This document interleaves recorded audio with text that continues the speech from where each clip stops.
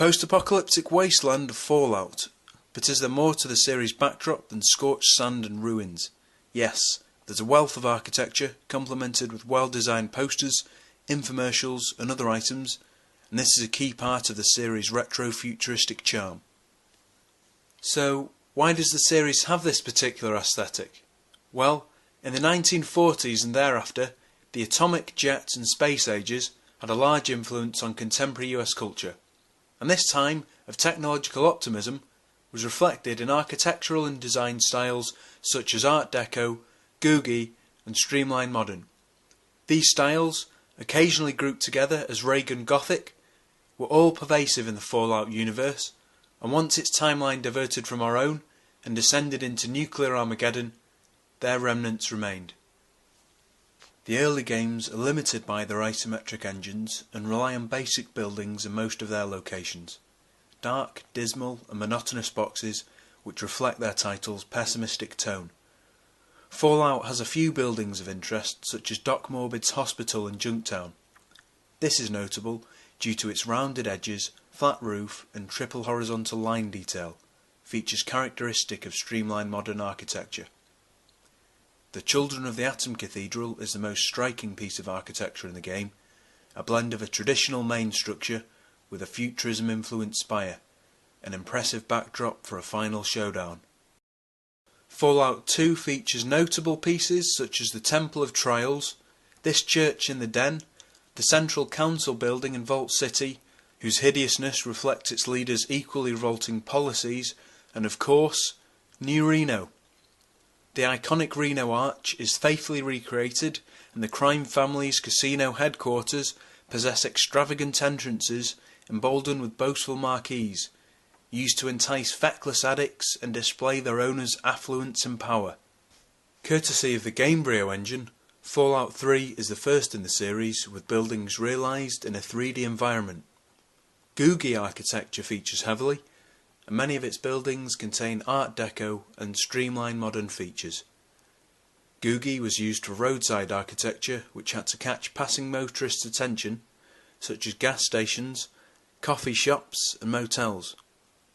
Features like upswept roofs, boomerang shapes, exposed steel, starbursts and atomic models all help them serve this purpose. A prominent example of Googie architecture is the Red Rocket refueling stations. To look at this in a bit more detail, a space-age inspired rocket is fixed to acute-angled exposed steel supports with geometric holes. These double up as the rocket's gantries and are attached to large horizontal tail fins, whilst the invisibly suspended signage letters cut another sharp angle. This all combines to create a visually stimulating and familiar sight as you traverse the capital wasteland. Other notable buildings are the Dots Diners, this Art Deco theatre in Paradise Falls, a Cuppa Joe's Art Deco coffee shops, and the ominous, Lovecraftian Dunwich building. A noticeable feature on some industrial buildings and the Corvega factory is the streamlined modern style corner mounted armour screens and structural reinforcements. These were intended to doubly shield the buildings from air and nuclear attack. The game features a post-war recreation of downtown Washington DC, complete with landmarks such as the Washington Monument, Lincoln Memorial and the Capitol Building, all of which, unlike the White House, managed to escape complete destruction.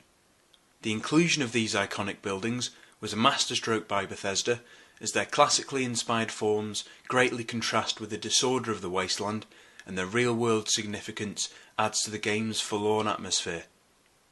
New Vegas boasts more locations than Fallout 3, it uses many similar models, but also features an abundance of new designs. An irrefutably Googie gas station, a T-Rex guarding the Dino Delight Motel, and the skyline puncturing Helios 1 solar plant are all exceptional additions to the tapestry of the series' architecture, but the Strip is the centrepiece. The neon glow melts into the night and beckons you from across the wastes. The hotels and casinos have been expertly crafted by Obsidian, and the Lucky 38 and Ultra Lux are particularly awe-inspiring.